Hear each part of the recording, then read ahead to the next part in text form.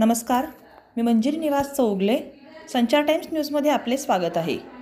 भारत देशाची संस्कृती दाखवणारी रजत एज्युकेशन सोसायटीचे भारत की झाकी स्नेह संमेलन उत्साहात संपन्न.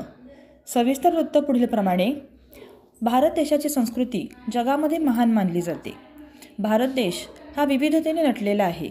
आई, वडील, काका, काकी, आजी, आजोबा आपल्या घरामध्ये असतात. यांच्या नात्यांमधील ऋणानुबंध सादर करता यावा.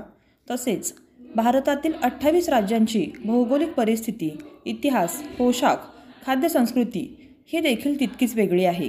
या सर्व बाबींची माहिती विद्यार्थी, पालक तसेच समाजाला व्हावी हा उद्देश डोळ्यासमोर ठेवून रजत एज्युकेशन सोसायटी हुपरीने भारत की झाकी या विषयावर सादर केलेले सन 2024-2025चे गॅदरिंग मोठ्या उत्साहाने पार पडले.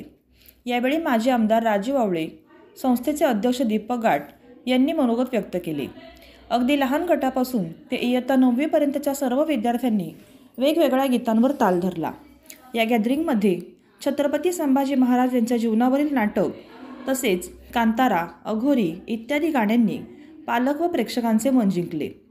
रयत एज्युकेशन सोसायटीच्या या वर्षीच्या गॅदरिंगने उपस्थितांच्या डोळ्यांचे पारणे फेडले. नेहमीप्रमाणेच रजत एज्युकेशन सोसायटीचे गॅदरिंग अविस्मरणीय ठरले. या रजत एज्युकेशन सोसायटीचे सल्लागार समिती सदस्य हे प्रमुख पाहुणे म्हणून उपस्थित होते. मुख्याध्यापिका श्रुती सहस्त्रबुद्धे यांनी वार्षिक अहवाल सादर केला. सूत्रसंचालन अर्पिता देसाई व वैशाली गुरव यांनी केले. स्वागत व प्रास्ताविक गॅदरिंगचे मुख्य किशोर माणकापुरे यांनी केले.